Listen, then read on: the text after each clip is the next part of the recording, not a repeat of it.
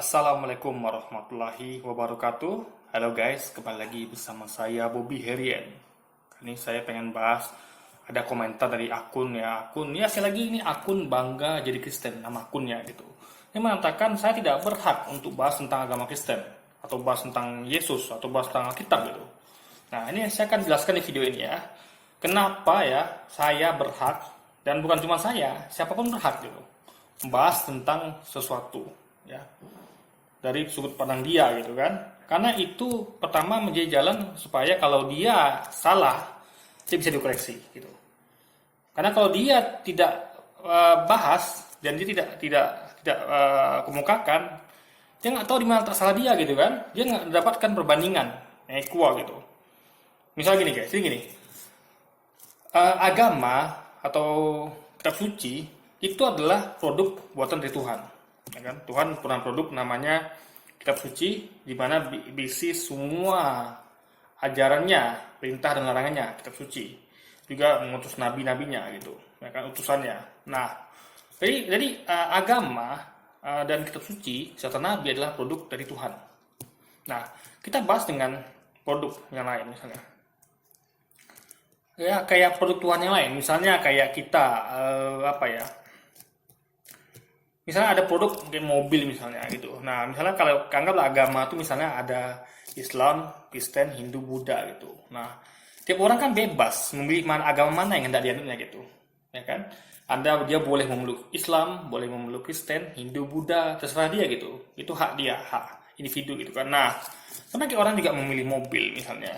Anda mau beli mobil anggaplah Toyota atau apa, atau Suzuki atau Wuling atau segala macamnya, itu hak Anda. Nah, sebelum Anda memilih untuk memeluk agama tertentu atau memilih untuk membeli mobil tertentu, tentu Anda harus menelitinya, mengkajinya, ya, membandingkan antara satu dan yang lain gitu. Itu kalau mau bener ya, nggak bisa ujuk-ujuk masuk ke suatu agama gitu. Meluk suatu agama tanpa mempelajarinya, apalagi tidak membandingkan dengan agama lain gitu. Jadi perlu ada suatu perbandingan untuk mengetahui benar dan salah gitu. Gak cukup Anda hanya belajar satu agama saja gitu, ya kan? Sama seperti saya juga, kayak mobil juga. Anda misalnya mau beli mobil Toyota nih, nah Anda cuma lihat yang bagusnya aja gitu, ya kan? Tapi Anda tidak pernah tahu di luar sana tuh ada mobil namanya Suzuki, ada mobil namanya Wuling gitu kan. Sama kayak agama, kalau Anda cuma tahu Islam saja, Anda seperti kata tanpa tempurung. Anda nggak punya nilai objektivitas untuk membandingkan dan menilai, guys. Sama kayak tadi mobil tadi, ada teman tahu mobil Toyota, sehingga nggak tahu di luar sana tuh ada mobil Wuling kah, ada mobil Ferrari, Lamborghini segala macam lah gitu kan. Nah, perlu diadakan pembelajaran untuk mengenal agama yang hendak kita masuki dan membandingkan dengan agama lain untuk mengetahui agama mana yang benar, yang kita yakini benar gitu kan. Karena tiap orang kan beda-beda pemahaman dan keyakinannya. Nah, itu baru benar, guys. Ya, agama itu perlu dikaji dan perlu dibandingkan untuk mendapatkan kebenaran. Nah, itu yang dulu saya alami. Saya cerita sedikit, dari kecil tuh saya beragama Muslim, Islam ya. Saya seorang Muslim dan beragama Islam dari kecil, dari lahir gitu. Nah, pada suatu ketika tetangga saya itu seorang polisi ya, om itu mengatakan, kamu ini Bob hanya beragama berdasarkan nenek moyang, ikut-ikutan gitu, ikut-ikutan orang tua, nenek kakek, nenek moyang gitu kan. Saya waktu itu merasa, saya belum ngerti waktu itu masuk om itu ngomong seperti itu, guys. Saya merasa waktu itu kan saya cukup alim orangnya, saya dulu rajin sholat ya, saya rajin ngaji, saya dulu tuh memang anak baik lah istilahnya gitu, anak yang tidak bandel dan tidak nakal gitu kan, waktu itu saya termasuk anak baik. Jadi waktu itu saya belum paham maksudnya gitu. Saya pikir kebenaran itu didapat dengan saya rajin sholat, saya rajin ngaji gitu kan. Kan itu kebenaran, guys. Jadi itu bukanlah iman namanya. Jadi ketika Anda rajin sholat, Anda rajin ngaji, itu bukan iman namanya, itu namanya takwa. Iman itu adalah percaya. Nah, untuk bisa percaya kepada agama yang Anda anut, Anda harus mempelajarinya. Karena kepercayaan itu butuh pengetahuan, butuh ilmu, butuh pengenalan gitu. Nah, misalnya kayak Anda nggak bisa percaya pada satu wanita ya. Kalau kita ngomong konteks laki-laki, saya laki-laki gitu kan. Tanpa Anda perlu mengkajinya. Kalau Anda tidak mengkajinya dulu, Anda harus mempelajari dia, siapa dia, orang tuanya segala macamnya, ya kan. Nah, setelah Anda yakin, baru Anda punya ilmu tentang dia, Anda kenal dia, baru Anda percaya gitu. Jadi Anda nggak bisa gampang percaya dengan sembarang orang gitu, sebelum Anda mengkajinya gitu kan. Nah, sama kayak agama seperti itu, guys. Jadi agama itu untuk untuk iman yang benar tuh harus belajar, harus punya ilmu, dan perlu dibandingkan gitu. Kayak milih wanita atau mobil, kita perlu bandingkan dengan mobil lainnya atau dengan wanita lain. Pernah nggak ada yang terbaik? Pernah nggak ada yang benar yang salah gitu? Dan jangan dia yang salah gitu kan? Nah, jadi perlu pada ilmu untuk mengkajinya dan mengenalnya dan juga perbandingan dengan yang lain gitu. Nah, jadi waktu itu pas saya mimpi waktu itu. Mimpi ya, siang bolong itu. Waktu saya tidur siang waktu itu kan, mimpi jangan-jangan Yesus Tuhan gitu. Karena sama ini saya sering dengar tentang beliau gitu. Cuma saya nggak tahu Yesus sebenarnya bisa, saya nggak tahu itu dulu. Saya cuma tahunya Yesus karena juga saya punya teman yang beragama Kristiani gitu. Jadi saya tahu mereka menuangkan orang yang namanya Yesus itu. Tapi saya tidak pernah mempelajari. Saya tidak tahu Yesus siapa itu. Saya cuma tahu orang Kristen itu menuangkan Yesus itu saja. Saya tidak mempelajari kitabnya. Nah, waktu itu saya mimpi. Di situ saya merenung. Ya, saya dingin dulu. Karena di situ saya sadar kalau saya nggak pernah belajar tentang agama lain sejak saya kecil. Saya hanya tahu tentang Islam saja gitu. Jangan-jangan Yesus Tuhan gitu. Jangan-jangan agama saya salah. Jangan-jangan agama lainnya benar gitu. Nah, karena ini berbahaya bagi saya waktu itu. Karena sangat fatal apabila saya beragama secara sembarangan gitu. Ya, meyakini suatu agama tanpa membandingkan dengan agama lain itu. Nah, waktu itu saya akhirnya belajar. Saya belajar. Jadi waktu gini guys, saya waktu belajar Islam itu dari kecil ya. Dari umur 4 tahun saya belajar agama Islam. Jadi 4 tahun itu saya udah ngaji. Saya ingat betul waktu itu ibu mama saya ya, bujuk saya dengan majalah Bobo dan Ananda. Jadi waktu itu Bobo tuh kalau nggak salah tuh terbit setiap hari Senin. Kalau ada seumuran saya ya, seumur saya 38 tahun, ada pasti tahu kalau zaman-zaman itu ya tahun-tahun 80-an itu ya. Kita 87-an ya, atau 86 tahun 86, 1986 itu ya, atau 1987 itu ada majalah namanya Bobo dan Ananda. Jadi itu terbitnya mungkin setiap Senin ya, salah. Nah, itu saya dijanjikan akan diberikan majalah Bobo dan Ananda tiap hari Senin kalau saya mau ngaji. Dan memang saya suka baca guys. Saya dari kecil suka baca gitu. Jadi baca karena buku adalah gudang ilmu gitu kan. Saya suka belajar dari mana saja. Dengar kajian, baca buku, baca informasi dimanapun itu kan. Nah jadi di 4 tahun saya udah ngaji gitu. Dan terus saya belajar sampai dewasa. Sampai sekarang saya masih belajar gitu. Saya nggak pernah berhenti belajar gitu. Saya baca semuanya, saya dengarkan semuanya. Saya tidak pilih-pilih sumber ya.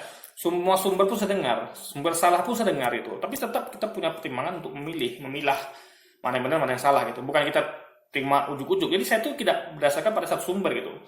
Ibaratnya kalau misalnya ada nih orang ngomong nih, mobil ini lebih baik daripada mobil ini. Nah, saya tidak gampang percaya. Saya teliti dua-duanya gitu. Nah, itu yang benar kan. Jika misalnya orang bilang kan, teman-teman saya karena saya muslim, agama Islam benar, agama lain salah. Nah, saya tidak gitu aja gampang percaya. Saya pelajari semuanya gitu guys. Itulah cara belajar yang benar. Kita nggak gampang percaya. Kita memang langsung mengkajinya langsung gitu guys. Nah, jadi saya mempelajari semua agama gitu. Saya ikut forum debat ya. Saya bertahun-tahun itu guys, kecimpung di ikut debat. Saya simak tiap perdebatan itu dari pihak Muslim, Kristen, ya, ada Hindu, Buddha gitu kan. Saya dengarkan dari ateis juga. Saya berkecimpung di dunia debat bertahun-tahun gitu. Saya juga membaca langsung terjemahan Quran, terjemahan Alkitab, juga beberapa kitab lain gitu kan. Jadi saya hubung-hubungkan, benar nggak dikatakan oleh beliau ini kalau begini ayatnya gitu. Di situ saya temukan banyak hal yang jadi itu saya temukan setelah saya betul-betul memasuki dunia itu. Saya mempelajari dan membandingkan semuanya. Kalau nggak saya nggak bakal tahu gitu. Oh ternyata kitab ini isinya kontradiksi gitu. Yesus ngomong A, Paulus ngomong B. Itu saya temukan setelah saya langsung ngomong gitu. Oh ternyata saya tahu kalau orang pelaku bom bunuh diri itu adalah sesat gitu. Karena mereka berpegang pada satu ayat, yaitu pelangilah lengkapi di mana mereka berada, tanpa melihat konteks ayatnya. Nah, jadi hal seperti itu perlu kita pelajari gitu, sehingga kita tidak sesat gitu kan. Nah, jadi dan alhamdulillah di Quran pun itu dibahas tentang kitab-kitab sebelumnya, di mana di situ diterangkan di Quran itu ya, di hadis juga. Kalau ada kitab-kitab sebelumnya yang diturunkan sebelum Quran, yaitu kitab Taurat, Zabur, Injil ya, itu yang sudah terkontaminasi dibawa oleh tangan manusia gitu, ya kan. Nah, juga ada nabi-nabi sebelum Nabi Muhammad. Nabi Muhammad itu bukan nabi yang satu-satunya. Ada Nabi Isa atau Yesus, ada Nabi Musa, Ibrahim atau Abraham gitu kan, David atau Daud dan segala macamnya sampai ke Adam gitu kan. Nah, sumber itu ya, karena kita tahu pernah ada kitab yang sebelumnya yang namanya Taurat, Zabur, Injil, dan ada nabi sebelumnya namanya nabinya Yesus dan lain sebagainya gitu kan. Nah, kita dan itu diubah dengan tangan manusia, berarti kita tahu dong, dari informasi yang diberikan Quran ini, kita tahu dong, walaupun gimana pun diubah dengan tangan manusia, pasti ada jejak yang namanya kita tahu lah, manusia tuh secanggih apapun merubah pasti ada jejak digitalnya minimal. Makanya saya cek Alkitab ya, kalau Alkitab itu kan isinya ada Taurat, Zabur, Injil, di situ ada kata-kata Yesus gitu kan. Nah, di situ kita temukan kalau kita jujur menilainya gitu kan, memang yang dikatakan Quran ini tepat gitu. Ini kita melihat dari tekstual apa yang Al-Quran hadis tuliskan, apa yang kita tuliskan sama persis gitu. Apa yang diucapkan Yesus di Alkitab sama dengan apa yang diterangkan oleh Al-Quran. Misalnya Yesus kan adalah nabi gitu. Yesus juga mengatakan sendiri, di mana-mana seorang nabi itu diterima di kampung halamannya gitu. Itu dia protes karena dia sebagai seorang nabi tidak diterima di kampung halaman sendiri gitu guys. Jadi dia mengakui dari bahwa dia adalah nabi. Dia juga mengatakan, demikianlah mereka yang mengenal engkau, kan dia ini aku. Dia kan ngomong, kan kalau kita ngomong engkau, berarti kan ada orang, ada oknum di luar kita. Karena dia kan sebagai aku itu. Dia mengatakan ya, demikianlah mengenal engkau sebagai satu-satunya Allah yang benar. Nah, berarti Allah itu satu-satunya benar itu ya engkau, bukan aku. Dalam artian yang ngomong kan Yesus gitu. Dan mengenal Yesus, yaitu aku tadi yang ngomong tadi itu, sebagai yang engkau utus. Siapa engkau? Siapa aku? Engkau adalah Allah, satu-satunya Tuhan yang benar. Siapa aku? Yesus yang engkau utus. Lihat sini posisinya adalah Allah yang mengutus Yesus, Allah satu-satunya ini ya, yang nggak ada dua atau tiganya yang Trinitas itu ya, yang mengutus Yesus Kristus. Jadi Yesus adalah utusan Allah gitu kan, alias nabinya Allah gitu. Jelas clear. Dan Yesus yang mengatakan, di kitab, ingatlah Israel, Tuhan Allah kita adalah satu-satunya Tuhan. Ini pengakuan jujur dari Yesus kan, kalau Allah adalah satu-satunya Tuhan gitu. Nah, dia ketika dia berdoa di Taman Getsemani, ya kan, dia berdoa dengan bersujud, ya kan, dahinya nempel ke tanah. Coba ada nggak orang Kristen yang berdoa dengan cara seperti itu? Ini beda lah dengan berlutut. Dia sujud, ya kan, di Taman Getsemani yang gelap, gulita di tengah malam, dia sujud ke tanah dan berdoa. Itu pelakon seorang Muslim guys. Orang Kristen tidak melakukan itu, berdoa dengan cara bersujud, enggak, mereka berlutut. Karena dia Yesus dikafankan dengan dimakamkan dengan kain kafan. Dan juga waktu orang itu juga dengan kain kafan. Nah, yang umat mana yang melakukannya? Kalau bukan umat Islam gitu. Ya kan? Nah, Yesus juga mengatakan, aku belum dapat mengatakan segalanya kepada kalian, karena waktunya belum tiba. Tapi aku minta kepada Bapakku, ya, pada Bapa dia, alias Tuhan dia, ya, seorang penolong yang lain. Ingat, seorang penolong yang lain. Nah, seorang penolong yang lain siapa? Nabi Muhammad. Karena penolong yang lain itu adalah penolong yang selain yang ini gitu. Yang ini siapa? Yaitu Yesus. Yesus kan adalah Mesias, penolong. Yesus adalah penolong yang satu. Nanti dia akan minta ke Bapa untuk mengutus seorang penolong yang lain. Siapa dia? Nabi Muhammad. Nabi Muhammad juga adalah penolong berikutnya. Jadi semua nabi itu penolong. Penolong dari penyembahan yang salah gitu. Menolong untuk manusia beriman kepada Tuhan yang benar gitu. Ya kan? Dia tidak akan mengatakan apa yang didengar dia. Dia akan mengatakan apa yang didengarnya dan apa yang dilihat dia gitu. Ini jelas penolong ini punya mata dan telinga. Dia mengucapkan apa yang didengar dia gitu. Jadi dia bukan roh gitu. Karena roh tidak berucap, tidak mendengar. Roh itu tidak punya mulut dan telinga, karena dia mengatakan apa yang didengarnya. Itu berarti orang guys. Maka dikatakan seorang penolong yang lain.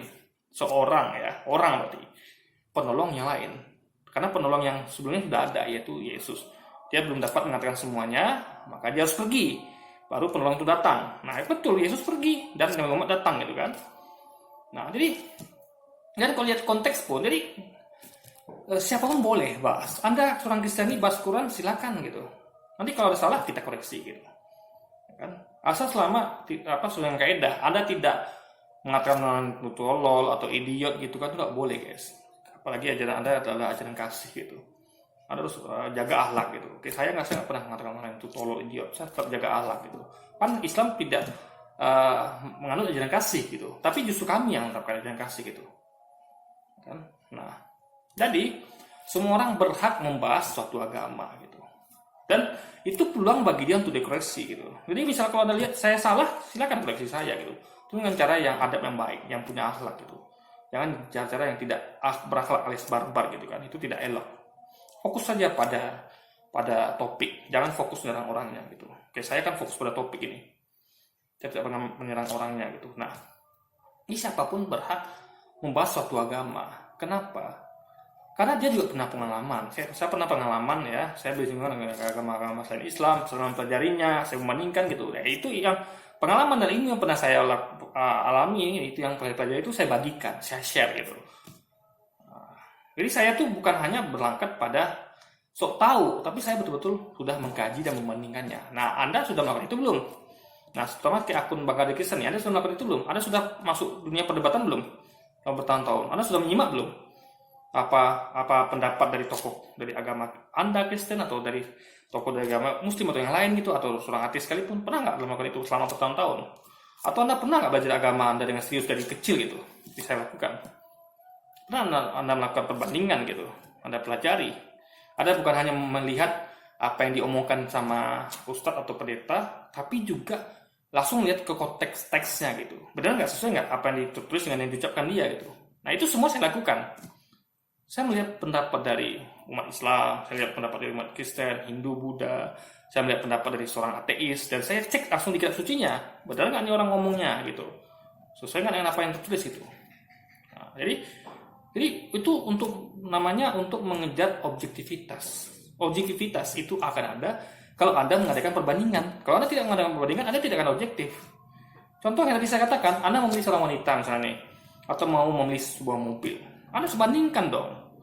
Toyota, jujur ini, Toyota, Ferrari, Lamborghini, ya kan, Suzuki, atau wanita misalnya si Indah, si Sari, si Yuni, siapa lagi gitu kan. Anda jejerin dan Anda bandingkan. Itu baru namanya objektif. Tapi kalau Anda tutup mata, ada misalnya ada Yuni, Sari, Indah, sama Monica, lalu Anda buang tiganya, Anda ambil si Yuni, itu Anda tidak objektif namanya. Penilaian Anda tidak objektif. Karena Anda hanya melihat dari sesuatu sudut pandang. Anda tidak membandingkan keempat-empatnya. Sama kayak milih mobil juga begitu kan. Anda tutup mata nih, Anda ambil Toyota, Anda buang langsung Ferrari lalu sini, Suzuki tanpa Anda bedah dan Anda kaji semuanya lalu Anda bandingkan. Anda kira Anda akan tersesat ketika Anda ngomong mobil Toyota yang terbaik. Itu tidak objektif. Kenapa? Anda tidak pernah mempelajari semuanya. Mungkin tuh mobil Toyota pun tidak Anda kulik-kulik gitu, tidak Anda kaji dengan benar gitu. Itu salah metodenya guys. Makanya agama juga begitu. Kalau Anda mau beragama dengan benar, Anda kaji semua agama. Ada cek ucapan tokoh agamanya dengan kitab sucinya. Lakukan cek dan dicek gitu. Dan adakan perbandingan dengan logika, ya kan? Dengan sesuai yang apa yang tulis gitu. Bukan kalau saya dengar ya, akun Bagadi Kristen ngomong ya, harus serahkan pada kristolog gitu. Loh, gak bisa begitu aja dong. Kita umat Islam tidak percaya gitu saja sama Ustadz gitu. Ya kan, karena semua tuh harus dicek lagi gitu. Ustadz ngomong apa, cek kitab sucinya, benar nggak? Karena Ustadz juga manusia biasa gitu. Yang benar itu adalah kitab sucinya. Sang Ustadz, pendeta atau kristolog itu tetap manusia biasa yang tetap punya peluang khilaf dan salah gitu. Kitab suci nggak pernah salah gitu guys. Jadi metode Anda salah. Ya, akun Bagadi Kristen gitu. Jadi kalau dia berpegang penuh pada seorang kristolog, ya hanya kristolog nih, dia tidak berpegang penuh pada kristolog banyak gitu, dan beda-beda pendapat. Ada teman saya yang mempercayai Yesus Tuhan, ada yang cuma Nabi, ada teman saya yang Kristiani guys. Jadi nggak semua Kristen itu meyakini Yesus Tuhan, ada juga meyakini Yesus cuma Nabi gitu. Ya kan, dan juga ada banyak pendapatan lainnya gitu. Jadi kristolog yang mana sekarang, gitu kan? Kristolog sama kristolog pun ada beda pandangan gitu. Nah, makanya itulah dibutuhkan keyakinan untuk kita mempelajari sendiri. Dan kita membandingkan, sehingga kita punya tingkat objektivitas level tertinggi gitu. Jadi bukan lihat pada kristolognya, cek lagi dengan kitab sucinya, bandingkan dengan yang lain gitu guys. Gitu loh. Jadi ini sama kayak Anda percaya dengan Mak Comblang deh. Oh, itu si Yuni tuh cantik gitu, yang itu jelek gitu. Ya sudah, Anda percaya sama dia, Anda ambil Yuni, Anda buang lainnya. Itu kan metode yang salah. Soalnya yang Anda lakukan adalah Anda pelajari Yuni, Indah, Sari, dan lainnya semuanya, lalu Anda nilai dengan objektif, lalu Anda pilih salah satu dan Anda ambil. Atau mobil deh. Anda nggak bisa percaya begitu saja dengan sales Toyota, misalnya. Mobil Toyota yang terbaik, yang lain jelek gitu. Lalu Anda bilang itu kita harus percaya pada salesnya. Enggak bro. Anda harus cek apa yang dikecukan salesnya sama nggak dengan apa yang fakta yang ada. Dan Anda bandingkan dengan yang lain gitu. Itulah metode beragama yang benar gitu. Jadi kalau metode Anda masih kayak akun lembaga di Kristen itu, ya cuman percaya pada kristolog, dia salah besar.